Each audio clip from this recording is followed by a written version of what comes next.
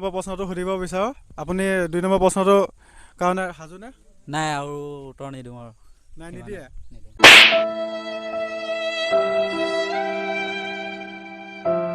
100 টকাই হৈ গ'ল 100 টকাই হৈ যাব মোৰ নমস্কাৰ বন্ধুসকল স্বাগতম জনাইছোঁ আমাৰ আড্ডা 1.0 নামৰ ইউটিউব চেনেলটোলৈ এয়া আমি লগ পাইছোঁ হাৰহি মহাবিদ্যালয়ৰ ছাত্ৰাবাসৰ কিছুমান ছাত্ৰক আমি এখেতলোকক কিছুমান প্ৰশ্ন সুধিম আৰু তেওঁলোকে যদি শুদ্ধ উত্তৰ দিব পাৰে তেতিয়াহ'লে প্ৰতিটো প্ৰশ্নতে 100 টকাকৈ লাভ কৰিব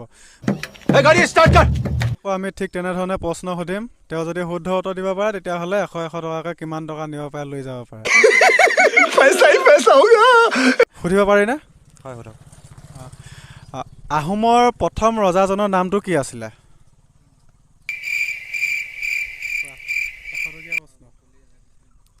আহোমৰ প্ৰথম ৰজাজনৰ নাম আছিল চুকাফা শুদ্ধ উত্তৰ প্ৰথম প্ৰশ্নটো যেতিয়া শুদ্ধ উত্তৰ দিব পাৰিলে তেতিয়াহ'লে 100 টকা লাভ কৰিলে আকৌ ছেকেণ্ড প্ৰশ্নটোলৈ যাব বিচাৰোঁ তুমি যাব বিচাৰানে হয় সৰ্থেবাৰী কিহৰ বাবে বিখ্যাত সৰ্থেবাৰী কাঁহ শিল্পৰ বাবে বিখ্যাত শুদ্ধ উত্তৰ দিছে 3 নম্বৰ প্ৰশ্নটোলৈ যাব বিচাৰিছোঁ যদি 3 নম্বৰটো শুদ্ধ উত্তৰ দিব পাৰে তেতিয়াহ'লে 300 টকা লাভ কৰিব আৰু যদি শুদ্ধ উত্তৰ দিব নোৱাৰে তেতিয়াহ'লে মাত্ৰ 100 টকা লাভ কৰিব 3 নম্বৰ প্ৰশ্নটোলৈ যাব বিচাৰানে তুমি হয় বিচাৰিছোঁ বিচাৰা হয় পাৰিবা ভাবিছোঁ प्रश्न आपकी स्क्रीन के ऊपर ये रहा ভাৰত আৰু পাকিস্তানৰ মাজত যিটো সীমাৰেখা আছে বৰ্ডাৰ সেই বৰ্ডাৰটোক কি নামেৰে জনা যায় ভালকৈ ভাবা যদি এইটো শুদ্ধ উত্তৰ দিব পাৰা তেতিয়াহ'লে 300 টকা লাভ কৰিবা আৰু যদি শুদ্ধ উত্তৰ দিব নোৱাৰা তেতিয়াহ'লে মাত্ৰ 100 টকা লাভ কৰিবা এতিয়া তোমাৰ কথা শুদ্ধ উত্তৰ দিব পাৰা নে নোৱাৰা মই নাজানিম সেইটো নাজানা সেই সীমাৰেখাটোক ৰেড ক্লিফ নামেৰে জনা যায় আৰু তুমি যিহেতু 3 নম্বৰ প্ৰশ্নটো শুদ্ধ উত্তৰ দিব নোৱাৰিলা এতিয়া মাত্ৰ 100 টকা লাভ কৰিবা তুমিতো আৰু পৰা হ'লে এনেকৈ পইচা পাই গৈ থাকিলাহেঁতেন আমি এইবিলাকতো পইচা বিলাবলৈ আহিছোঁ এয়া লোৱা 100 টকা তোমাৰ শুদ্ধ উত্তৰ দিয়াৰ কাৰণে ঠিক আছে ধন্যবাদ শুভেচ্ছা থাকিলে ভাল তোমাক প্ৰথম প্ৰশ্নটো সুধিছোঁ কেতিয়া হৈছিলে শৰাইঘাটৰ যুদ্ধ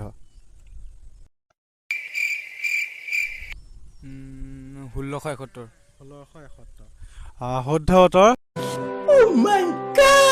যদি তুমি 2 নম্বৰ প্ৰশ্নটো শুদ্ধ উত্তৰ দিব পাৰা তেতিয়াহ'লে আৰু 100 টকা লাভ কৰিবা সুধিব বিচাৰোঁ 2 নম্বৰ প্ৰশ্ন পাৰি বৰ্তমান অসমৰ জিলা কেইখন বৰ্তমান অসমৰ জিলা 31খন শুদ্ধ উত্তৰ আমিতো সকলোৱে জানো পৃথিৱীৰ ভিতৰত আটাইতকৈ সৰ্ববৃহৎ নদীদ্বীপটো হ'ল মাজুলী আৰু আমাৰ অসমতে আছে মাজুলী নদীদ্বীপ ঠিক তেনেকৈ পৃথিৱীৰ ভিতৰত আটাইতকৈ সৰু নদীদ্বীপটো হ'ল উমানন্দ আহোমৰ কোনজন ৰজাৰ ৰাজত্ব কালত উমানন্দ মন্দিৰটো স্থাপন কৰা হৈছিলে আহোমৰ কোনজন ৰজাৰ দিনত উমানন্দ মন্দিৰটো স্থাপন কৰা হৈছিলে কোনজন ৰজাৰ দিনত গদাধৰ সিংহ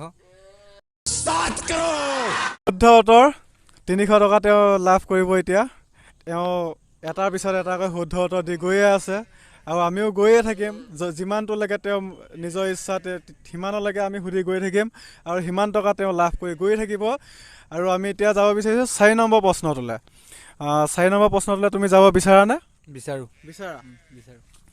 ঠিক আছে আমি 4 নম্বৰ প্ৰশ্নটো সুধিব বিচাৰোঁ এওঁক ইয়াণ্ডাবু সন্ধি কেতিয়া স্বাক্ষৰিত হৈছিলে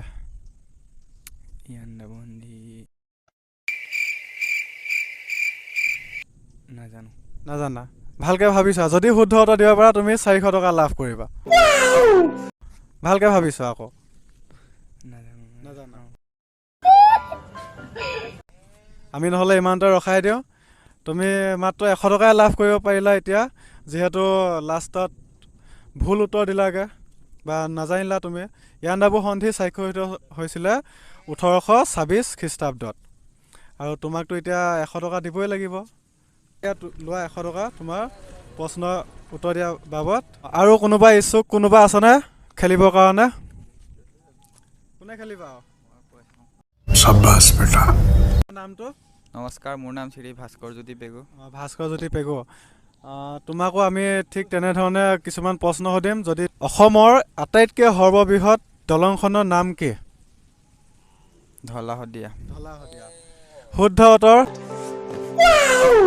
ঢলা শদিয়া দলংখনকে আৰু এটা নামেৰে জনা যায়। সেই নামটো তুমি ক'ব পাৰিবা?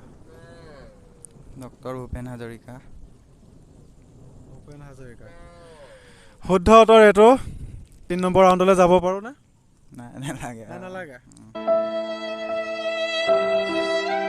আৰু পইচা নালাগে? হ'ব দিয়ক। হ'ব অকল 200 টকাই? আৰু নালাগে? আৰু প্ৰশ্ন সুধিম তেনেধৰণে। আৰু যদি শুদ্ধ উত্তৰ দি গৈ থাকা তেতিয়াহ'লে আৰু 100 টকা প্ৰতিটো প্ৰশ্নতে লাভ কৰি গৈ থাকিবা। হ'ব দিয়ক, নালাগে। হ'ব আৰু নালাগে? 200 টকাই হ'ব। অ'কে। বৰ্তমান লাভ কৰিলে 200 টকা। আমিতো পইচা দিবই লাগিব। কুৱেশ্যন সুধিছোঁ চৰ্ত মতে।